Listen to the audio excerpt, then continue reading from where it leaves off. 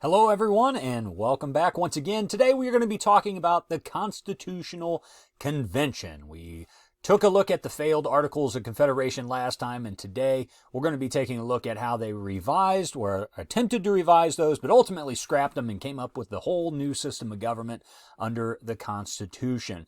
Now, this did not mean that everything would be settled forever, but the Constitution is one of the most amazing documents ever created by mankind. This is, as governments and nations have fallen and come and go, the Constitution remains in effect today.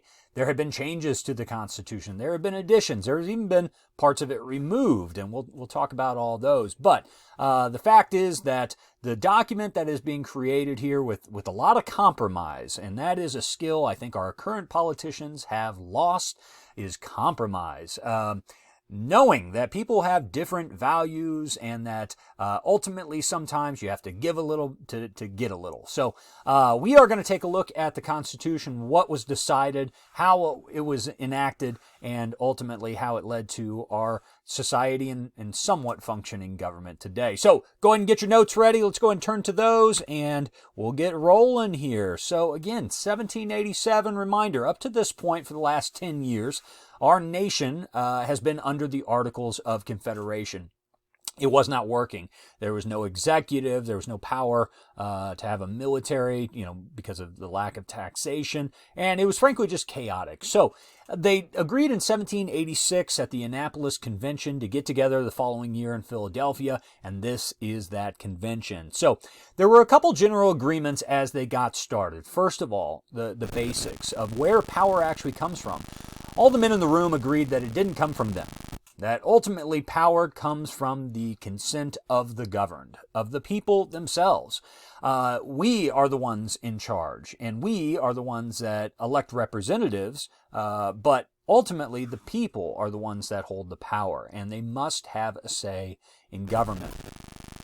They also reached the conclusion that even though they were all afraid of increased tyranny, that an executive was needed, that there was someone that was needed to enforce laws that were passed, because going, again, to the far extreme of the spectrum, getting away from tyranny, they actually kind of created it. So they all agreed that a stronger central power was necessary, but they understood that central power needed to be limited, and it was subject to abuse. So we're going to see the birth of the executive branch here. We're going to see the presidency forming and limitations that were placed on that.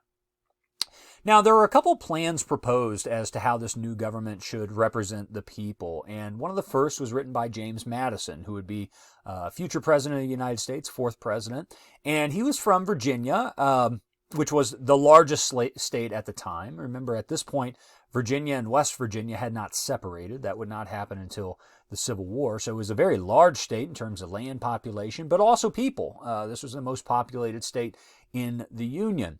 Now, James Madison proposed that this new government, in particular the legislative branch, should have basically the houses should be based off of giving more representation to bigger states. That would be the most democratic, according to James Madison. He also proposed in this Virginia plan that there needs to be a national judiciary. Remember, one of the failures of the Articles was that there really was no judiciary. Courts were left to the states, and it created a lot of confusion, especially among interstate claims. When states ultimately would have a problem with one another, who was to settle that? Well, there was no overarching judicial system to decide that. So he believed and proposed in this Virginia plan that a national judiciary court system be founded, and also believed that the executive, that the president, should be chosen by the Congress. So notice that that's different from ultimately what will end up happening, where ultimately we select electors who vote for president in the Electoral College. He also proposed that Congress and therefore the national government be given increased powers, that the Congress of the people should have more power than they did under the Articles. Now, this was not met with applause from the other side of the room, and in particular from the smaller states. And there was another plan that was formed called the New Jersey Plan, and this was proposed by William Patterson. And really what the New Jersey Plan focused on was more so about amending the Articles of Confederation, not scrapping them entirely, but making them a little bit stronger. And his main proposal centered around creating equal representation for the states. Every state would have the same amount of say in Congress, regardless of their size. Now, as we know, both of those plans kind of get put into effect because of the compromise. And the first compromise we're going to talk about is often called the Great Compromise. And it was proposed by the state of Connecticut. And the first part, they said, listen, we can't do all of this by just amending the articles. We're going to have to scrap them. That the form of government we have been under since 1777 is not working. We need to scrap this, and we need to come up with a brand new plan. So part of this said that this compromise, why don't we take the best parts of both? Okay, the Virginia plan, in which large states have more representation, and then you have kind of equal representation as the other house. So that is what the Connecticut Compromise created, where the Senate, the upper house, would ultimately have equal representation. Each state would have 2 senators. And then the lower house, the House of Representatives, even though it had more people, it would be based off of population. And in fact, in this early period, the number of people in the House of Representatives was set to grow as the populations of each state grew. Ultimately, that would be capped at 435 members. Or else today, I think we'd be looking at well over 1,000 people in the House of Representatives. And if you think it's chaotic now, it would have been much more so if that had succeeded. Now, one area that they also discussed in the Constitutional Convention was about slavery. Now, we mentioned in our last lecture with the organization of territory in the Northwest, and ultimately the Northwest Ordinance being written in 1787, they decided to make all that land that was owned by the government for sale to people. They decided to make that free of slavery. And part of that, was highly criticized by those in the South in particular, which saw slavery as really integral to their survival.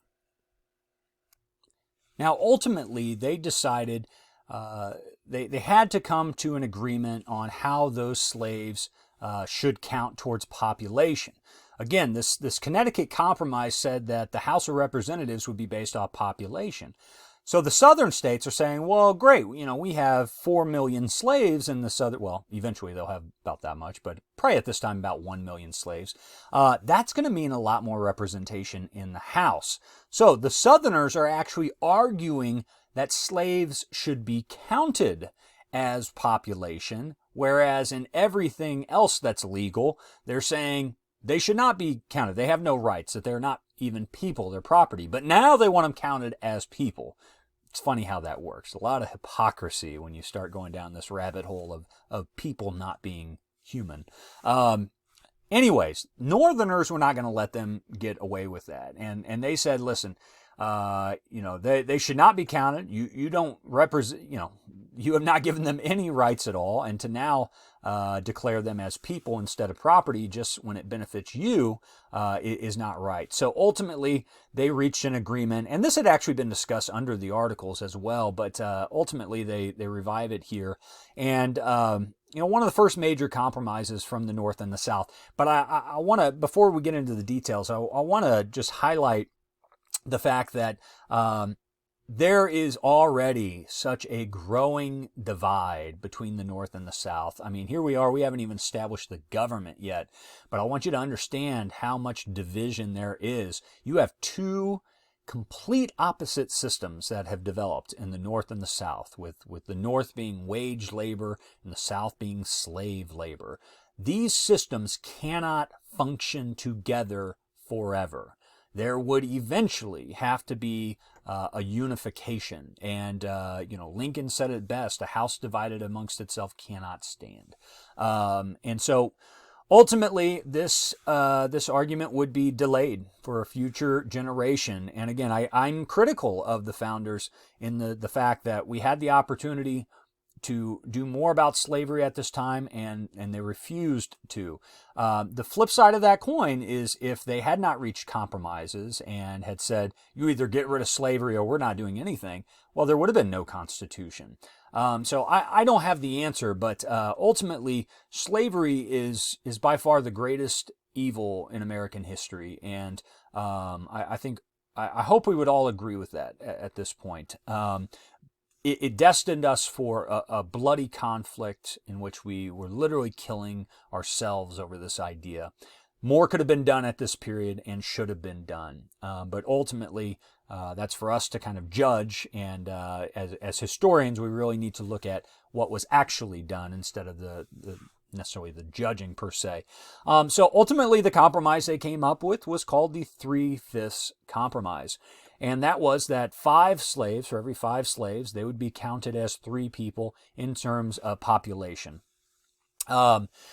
In amendment to this, so that part right there benefits Southerners, right? They are going to get some extra representation for their slaves, even though legally they consider them property. Right? So the Northerners did get a couple benefits as well. First of all, they did get the Southerners to agree to end the slave trade in 30 years' time. In 1808, the slave trade, the international slave trade, would come to an end, and they also got Southerners to agree to a $10 tax per slave. That's quite expensive for that time. So, there were some.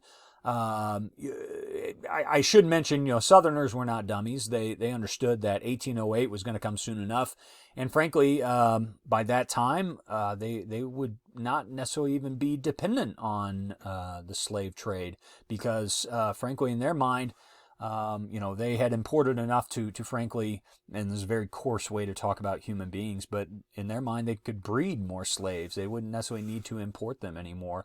And so they understood that the slave trade itself, which was a nasty part of this whole business, and Southerners would have even agreed that this was the worst part, the actual physical stealing of people from their homeland and selling them. And I mean, great percentage of them dying on the way. Just horrendous. I mean, the founding here of our country is soaked in blood, and we need to recognize that. But there was also, in addition, the discussion over we see the first fugitive slave clause. Now, this is going to be a big deal. And frankly, when we get to one of our future units on causes of the Civil War, this is going to come back up. There will be some revisions of the fugitive slave clause over time. One thing that the Southerners got placed into the Constitution was this idea of a fugitive slave clause where slaves who escaped to other states, even if they were free states, had to be returned to their owners. Now, in reality, Southerners are going to find out that Northerners aren't too keen about returning slaves. And partly, again, that once we get to the 1850s, they're going to revisit this and they're going to strengthen this law. But they do get it placed in here, and that's a benefit for the Southerners as well. That basically, even in free states, that slaves would be returned to slave states. Now, finally, to wrap up this compromise section, the use of the term slavery in the Constitution. It does not appear. The word slave, the word slavery does not appear in the Constitution until the 13th Amendment, which of course was passed after the Civil War, actually banning slavery. They put the phrase in there specifically. Instead, it uses, it talks about free persons and all other persons, persons held to service of labor. So it does not specify slavery, but I will tell you in other ways, in fact, it's protected in the Constitution at least 7 times, where, human beings as property is protected. So even though they don't use the word slavery, the Constitution did go to lengths to actually defend one's right to have a slave in states where it already existed. This issue is not going away, and it would plague our new nation. And frankly, the sins of our fathers still hang with us today. I mean, the racial tension of 2020 is due to decisions being made here 240 years ago.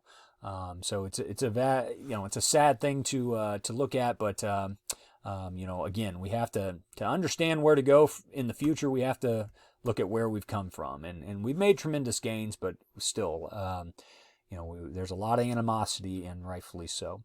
Now, let's get back to the Constitution itself and take a look at some of the principles of the Constitution. I know we covered a lot of these in our crash course, but it's not going to hurt to revisit them. These are things that, as they're writing the Constitution, which we're not going to get too in depth with, the various articles that we've already discussed. These are kind of the principles that were guiding that formation of the Constitution. So beginning with popular sovereignty, and I begin with this one on purpose, the idea that power is held by the people. They are the ones electing representatives. They are the ones that ultimately have the power. It's not, a president is only president while he or she has that title. It is not a lifetime appointment, right? Power belongs to the people. Separation of powers. This is something we see, where the executive branch can do certain duties that the legislative and judicial cannot, and vice versa.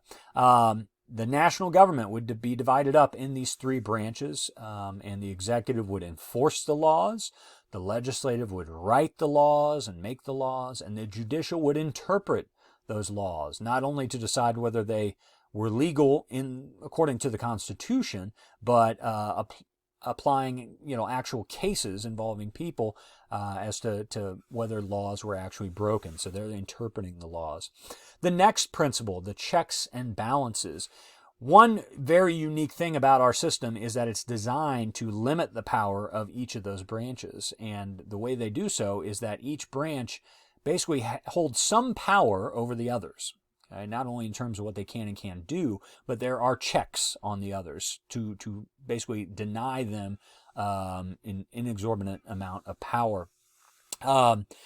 Federalism. This is something that is still coming up even today, but the idea that power is divided between federal and state government. It's shared in some ways, and in some ways each level of government has their own power. So we, at this point, have a federal system. You couldn't argue that we had a federal system before, but now we do have a federal system. There is a federal government, a national government that is in charge of some things about our lives, and then there's a state government that controls pretty much everything else.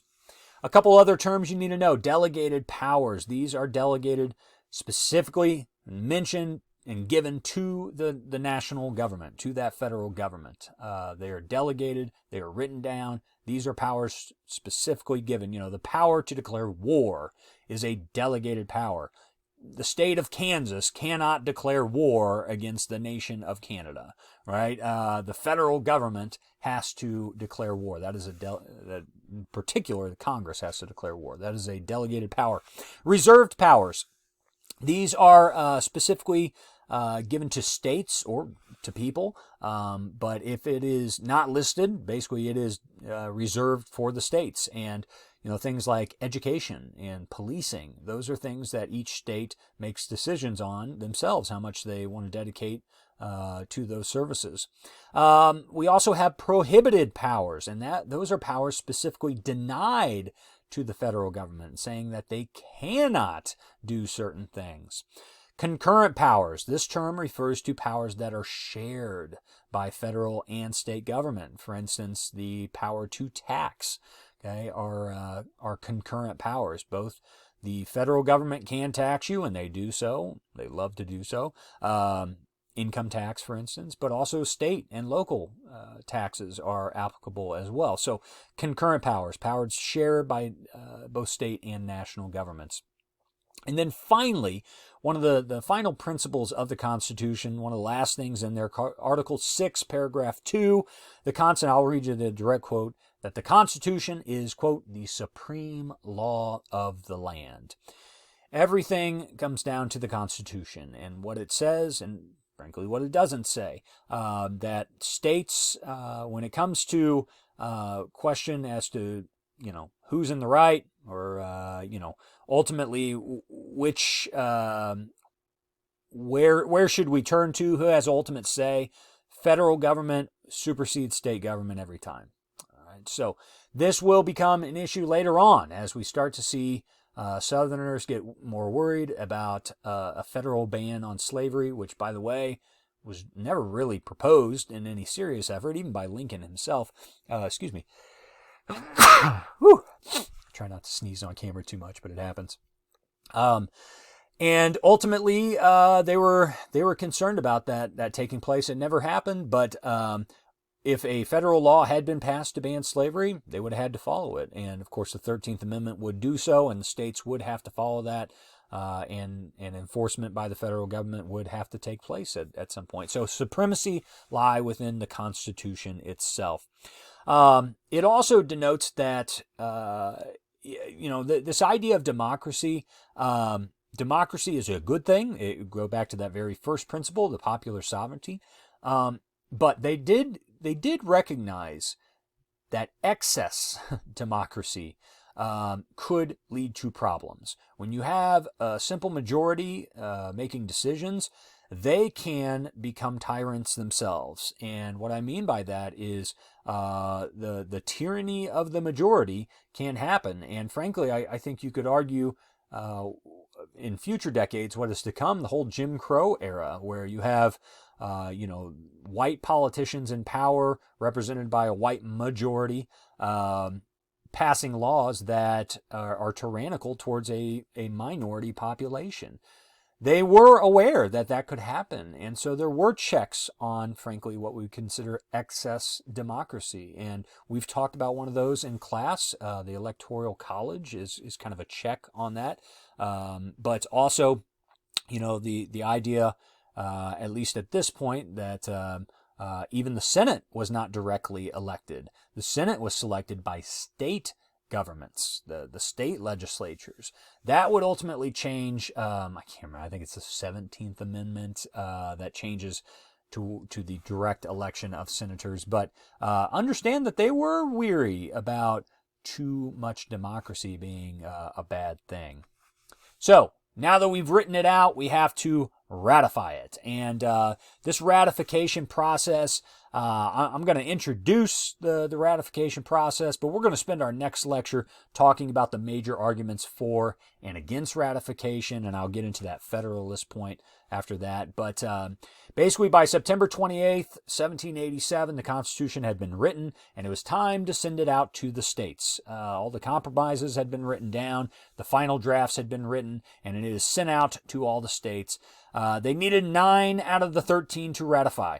9 out of 13. So most of them needed to ratify it. And they understood that they needed certain, it's kind of like, I'm reminded of like the League of Nations, right, after World War I. Great idea, have, nations of the world represented in this organization. But what happens if the big ones don't get involved, right? What happens when the United States does not join the League of Nations? Well, it loses its teeth, and frankly, it becomes a powerless organization. They knew that could happen here. Even though they only needed 9 of the 13, they knew if they didn't have the major states of Virginia and Massachusetts and New York, that this thing was going to fail. So they had to get those states. So the next process in ratification became convincing those states that this was going to be good for them. Understand, and this is something that I always like to remind my students, at this moment in time, they did not know how it was going to pan out. They did not know if states were going to ratify this. They did not know, even if ratification took place, if it was going to end up being a good thing.